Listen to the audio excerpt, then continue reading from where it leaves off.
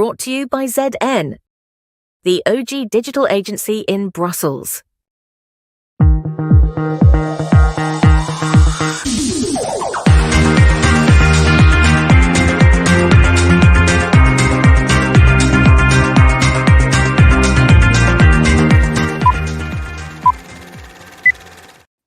And live from Munich and Brussels, it's ZN Live.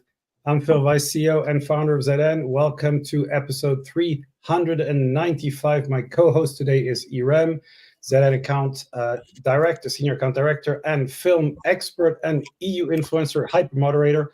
And our very special guest today is Eddy Wax, an experienced journalist running the playbook for Politico, and also someone who is the top of the EU influencer ranking on X. So somebody who is getting a lot of traction there.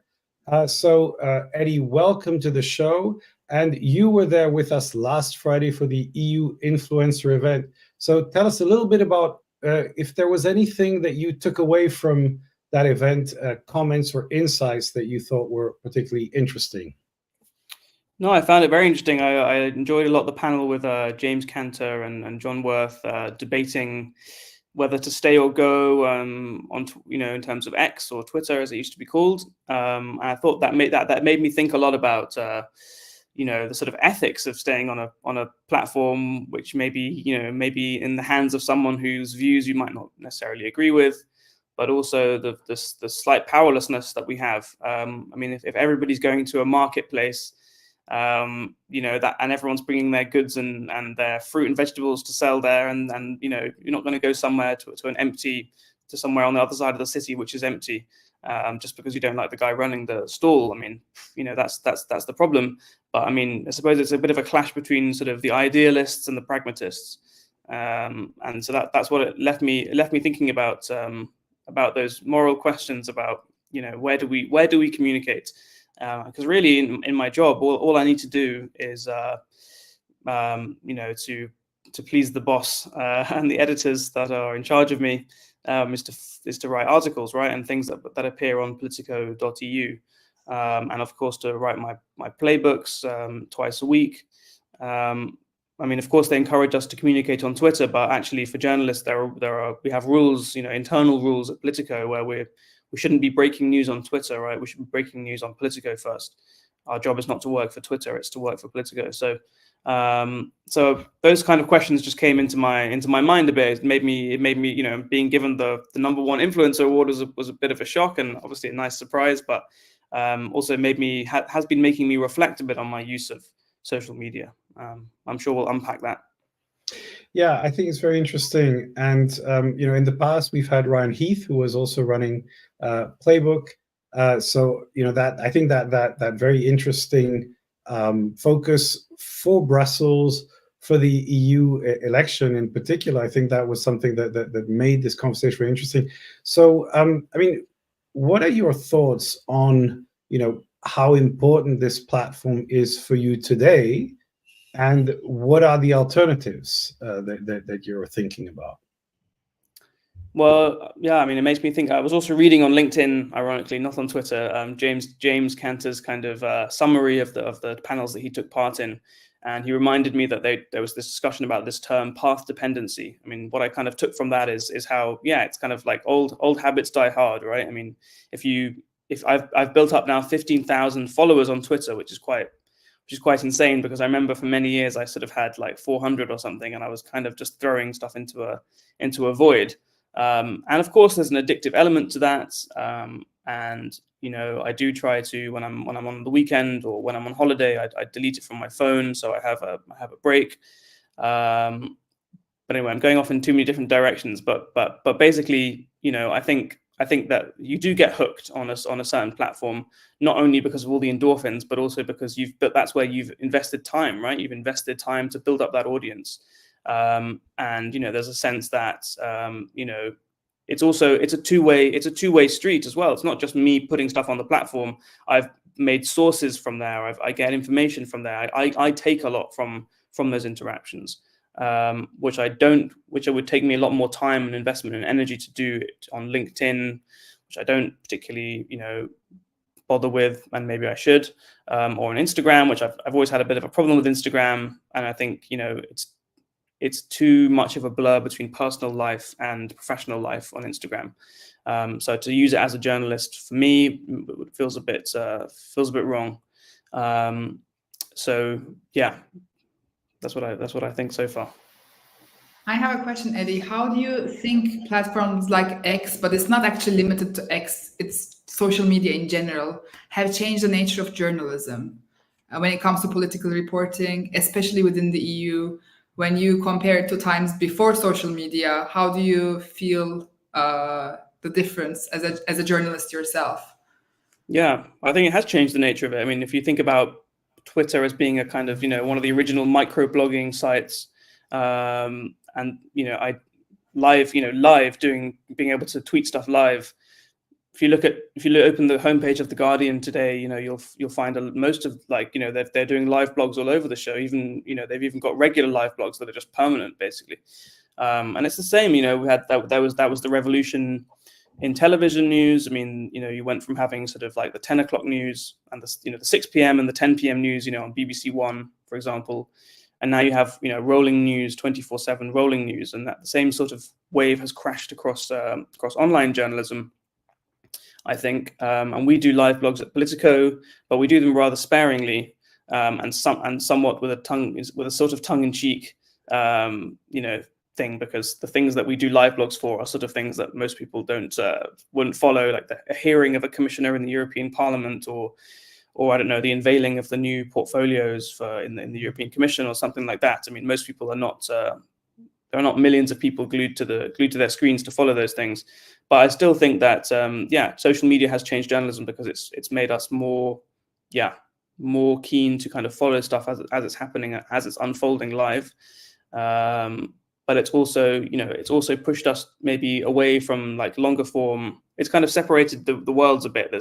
You do have places where you go for longer form journalism, sitting down with a magazine, and I think there's definitely still a space for that. And I love that.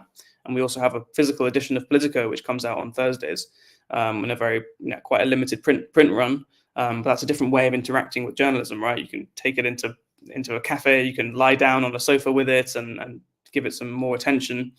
But then on the other extreme, you have a lot more as well. Yeah, this kind of like quick updates. And I think that's affected the way that news is written as well. I mean, if you look at something which came out of Politico in the US, which is this website Axios, I mean, they take it to an extreme level of the sort of the brevity, and they almost, they write their articles in the way that we write our newsletters. So, basically small paragraphs with bolded up text at the front. And sort of colons and it almost just talks directly to you. It's like, why this matters, what happens next, why should you care, etc. So that's taking it to the nth degree, I think, of sort of micro blogging style journalism.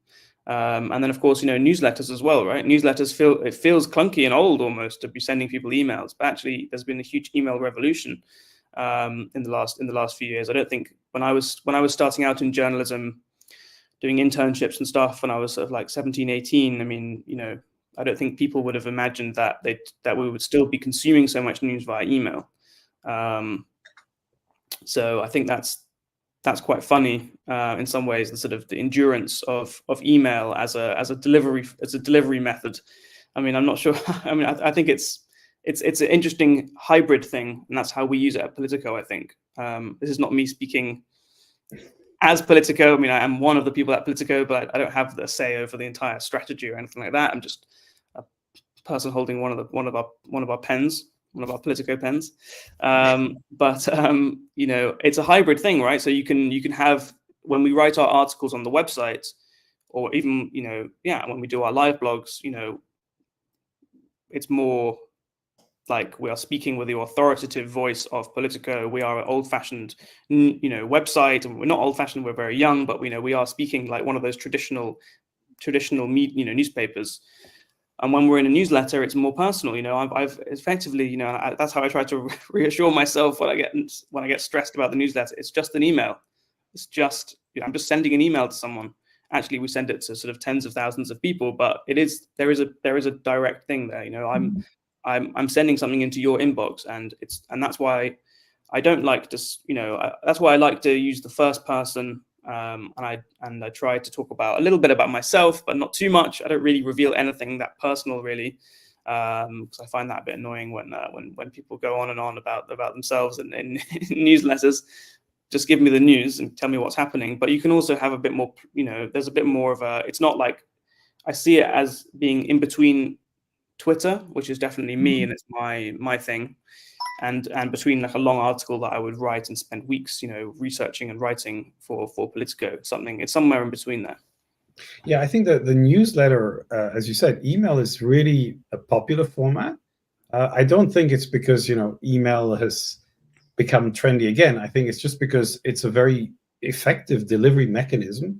And we've actually always noted that, however unfashionable it was, it remained in the background. I think now people have realized that by writing well on an email, they can get a lot of traction. But it's not just sending an email. It has to be writing good content. And I think that, that's the key.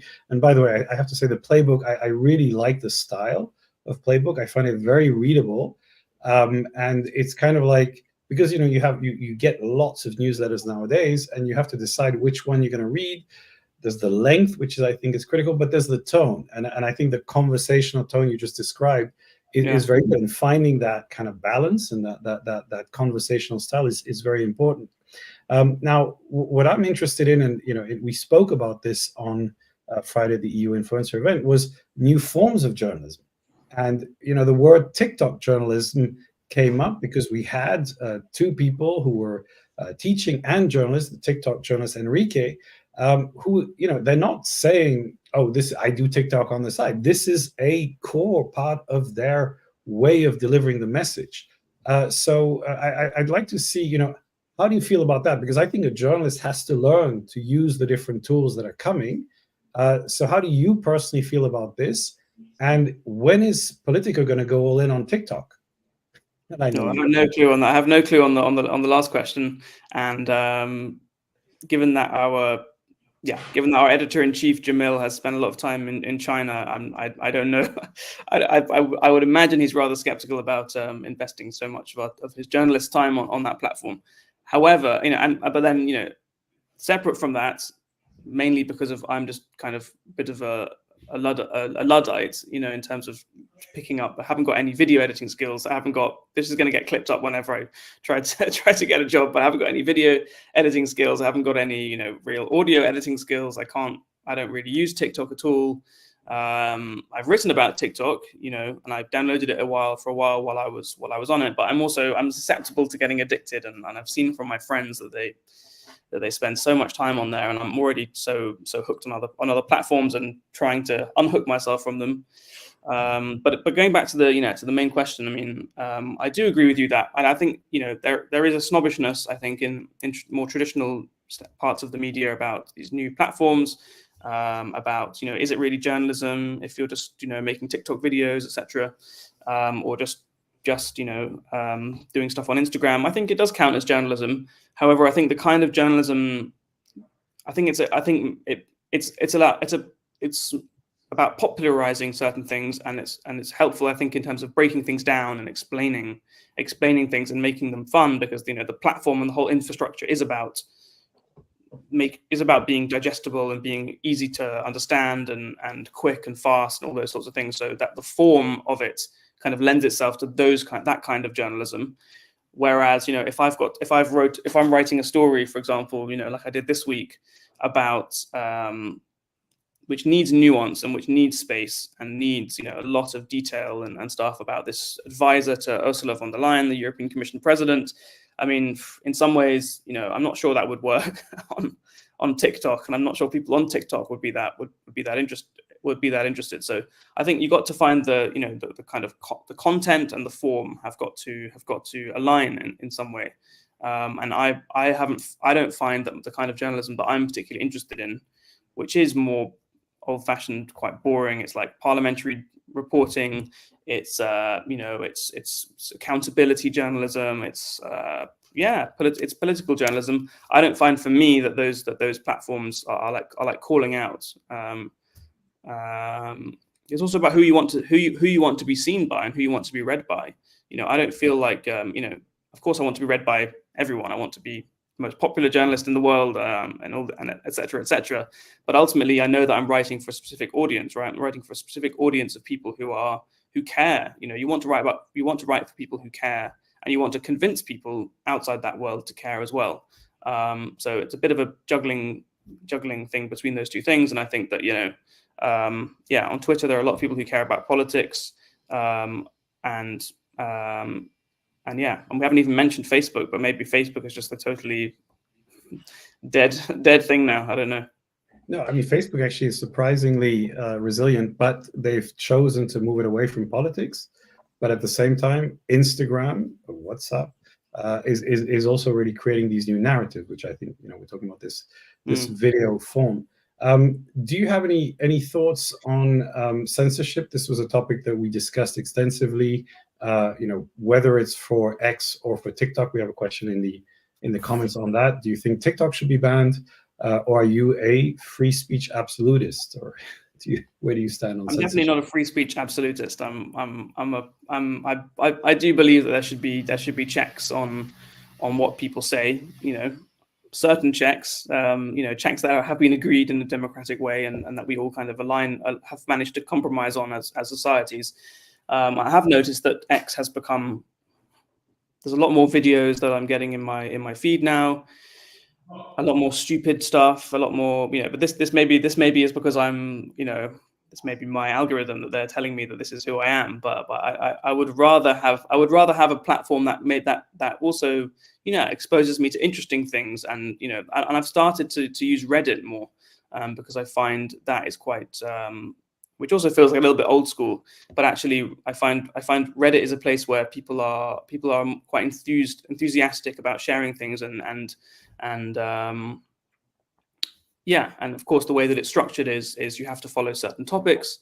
So I've been enjoying that a bit more. But in terms of going back to censorship, I mean, I don't know if it should be called censorship. I mean, I'm no expert on the DSA and DMA and those things, unfortunately. But you might have to help me out here. I've kind of lost my train of thought.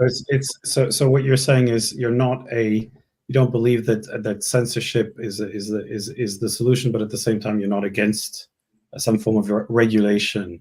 I guess. I think these platforms should be regulated. I mean, I think people feel more comfortable being on in general. People feel more comfortable actually coming out of their skin and actually sharing stuff, and that's when platforms are at their best, right? When people feel a bit uninhibited, but not too uninhibited.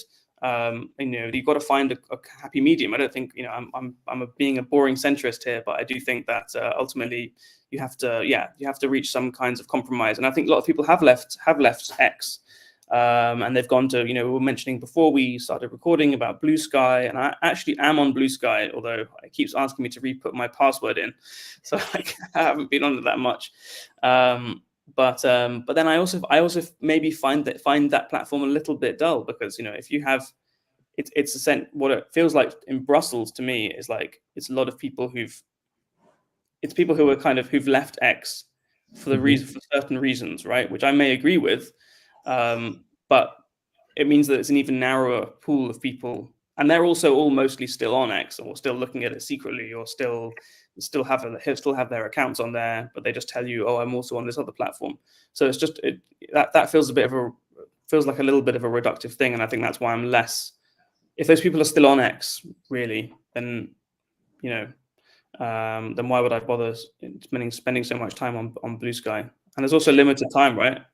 Yeah, and I think the point is there has to be a critical mass going somewhere to create the shift, which could happen. I think it still could happen even in the next couple of months if the Commission makes a decision to commit to some of the platforms, so that people really can kind of look at that.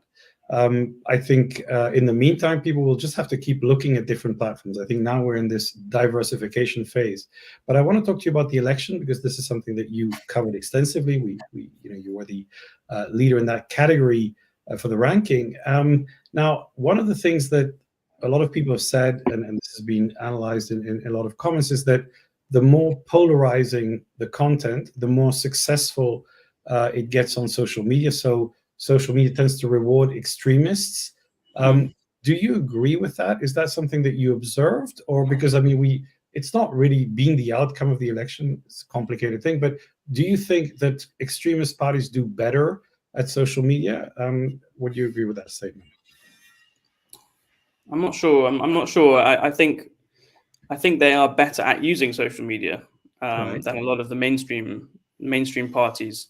I think in I mean, it's difficult for me as well because of the nature of the EU election is so bizarre and strange, and it's sort of election which affects this city in Brussels and Strasbourg as well. But ultimately, it's really playing out in lots of very small, not very small, but in lots of very hived off national areas. And I'm not an expert on what's happening on Austrian Twitter or Slovenian Twitter or anything like that.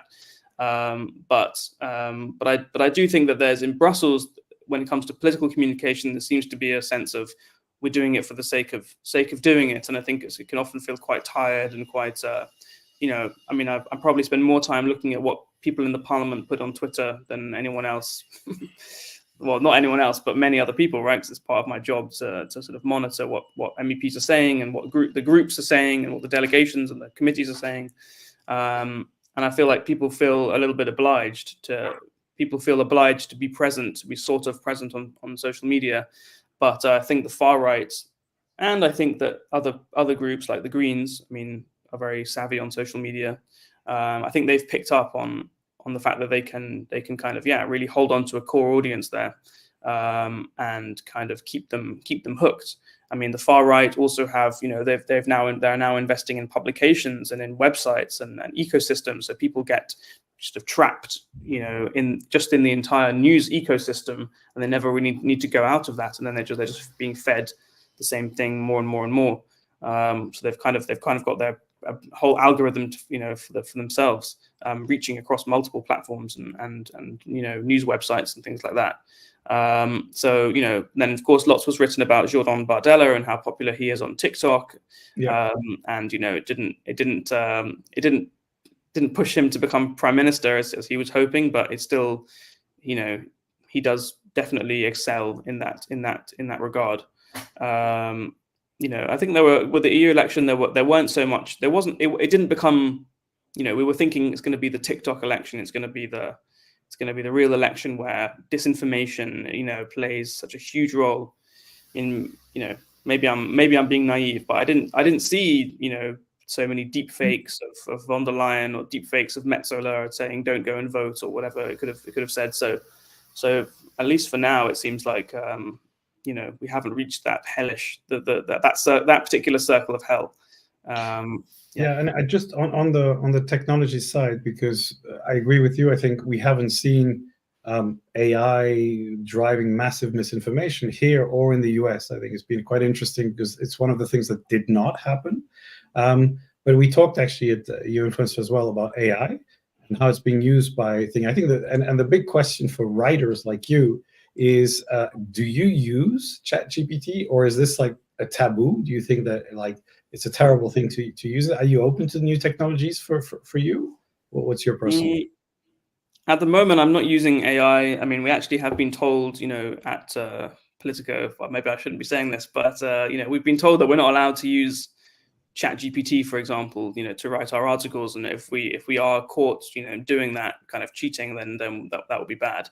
Of course, if it's an article which is explicitly about, I don't know, maybe there's a part of the article where we say, hey, we put this through ChatGPT. Of course, it's fine. It's not like a taboo subject that we can't even mention that it exists, because we're also scared of having our jobs taken away. But we can't be tricking the readers into thinking that it's me doing it, but actually I've had the help of some sort of AI tool. But I don't know if I would even, I feel I'm a bit of a purist in that regard. I mean, you can't pass the buck and you can't cheat, and I think that doing the journalism, there's so many ways it can go wrong. There's so many slippages of meaning, especially working in Brussels, where you can be so easily misunderstood, or and there's so many people to offend and so many people to provoke. And you're, not that we shy away from provoking or offending anyone, But when you're putting together something under an extreme, deadline, and you have to make sure you understand the facts yourself, you can't really cut corners. And I think, you have to I just feel like for me, I have to go through the whole organic process of sitting down and writing it, and that's how you learn as a journalist. I think especially for the development of journalists, I used to sit down and look at a blank page. I remember doing internships in different places in London, and I would be terrified. I'd be told to write some very simple, in hindsight, a very simple article, which would now take me 15 minutes or something. But I'd be freaking out. And I think you need to, and I know a lot of people use ChatGPT to, in other professions, to kind of just get that first draft done, and then you can tweak it. I think that was mentioned, at the event. People were saying how they like to kind of, it helps them to avoid the blank page. But I think what's very important as a journalist is to be okay with the blank page. I mean, especially if you're writing a newsletter which goes out every day, the first thing we do, is delete everything in the file from the day before, and you start again. And I think that can be an invigorating thing. It can be depressing. It can be invigorating. It can be, and it's of course challenging.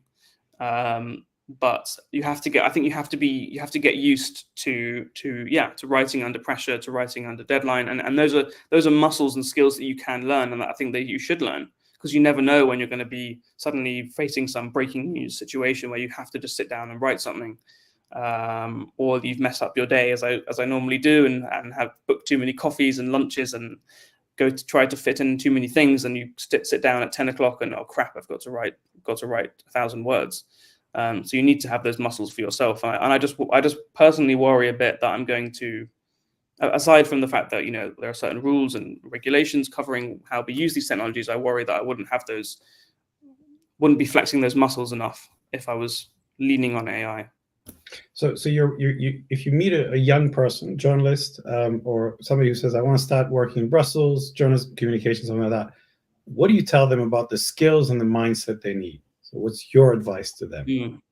Well, I don't talk to that many people who want to become journalists in Brussels. I don't know why. I don't know why that is. But a journalist in general, I always tell people, just get bylines, get your name printed, basically, and that means do the work and write articles, whether it's for student magazines, whether it's for local newspapers or anything. I'm not saying they should do copywriting. I'm saying you should need to be published by recognized publications, just so that as we were talking about before, you get those skills, and you get that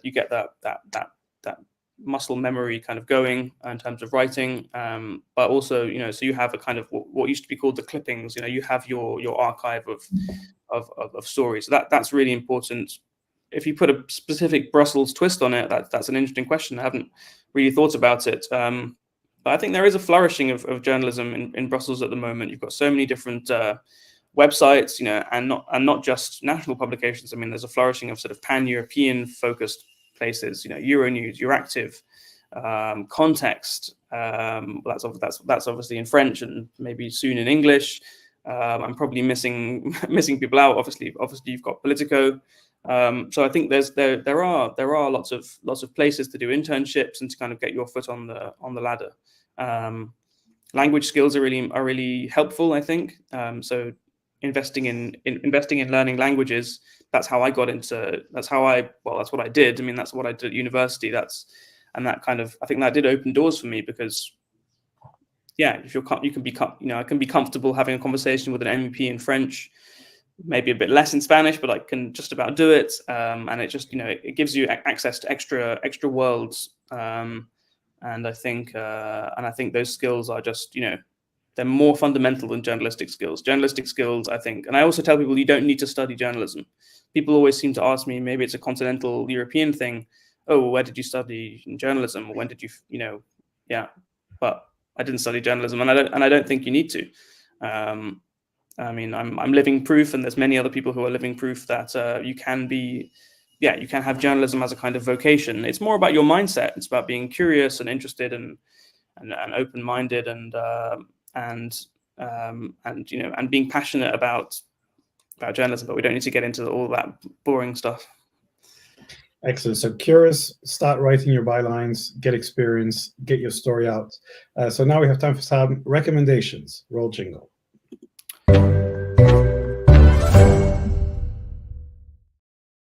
So Eddy, what are your recommendations for our viewers this week? That's a good question. Maybe just based on the things I've got on my desk in front of me. I mean, this came out a while ago, but it's a book in French about it's by two great Belgian journalists who work for the Le Soir newspaper, and Politico has also been covering Qatargate in lots of detail with me and Elisa Brun and Jan Volpicelli, who just joined Bloomberg. But this book is, it's a really good, fast-paced, kind of rip-roaring tale about the whole criminal investigation, and they had lots of access to police files and all the top people involved. And I think this week I was kind of going back to it because there was yet another sort of legal shenanigans going on in the case, which is still kind of limping towards a trial, but it's still taking a long time. So I went back to the book to kind of remind myself of some of the crazier episodes and twists and turns in what is probably one of the biggest Brussels stories of the last 5 years, definitely.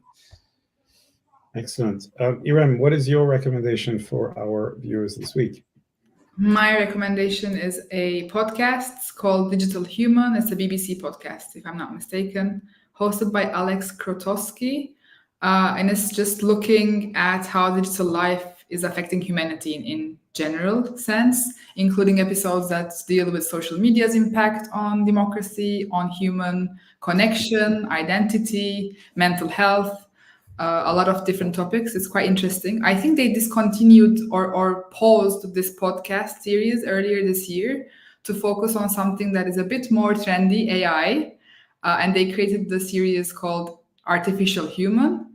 And I think in this one, they also have every episode trying to answer like very common questions that all of us have in mind about AI and just like real life concerns about AI as well. I haven't really listened to that podcast a lot, but I very much like the Digital Human one. So I can maybe give 2-in-1 recommendation to check out the Artificial Human one as well.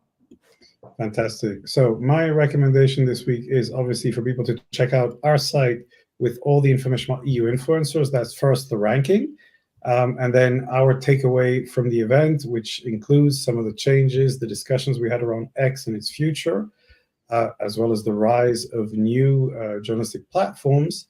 And of course, if you follow the hashtag EU influencer, you'll see the discussion quite intense, both on X and on LinkedIn, more on LinkedIn actually than on X, although we've had some great engagement. So with that, that's all we have time for today. Have a fantastic weekend. Eddy, it was great to have you on the show, and we will see you online. Have a fantastic weekend. Bye, everyone.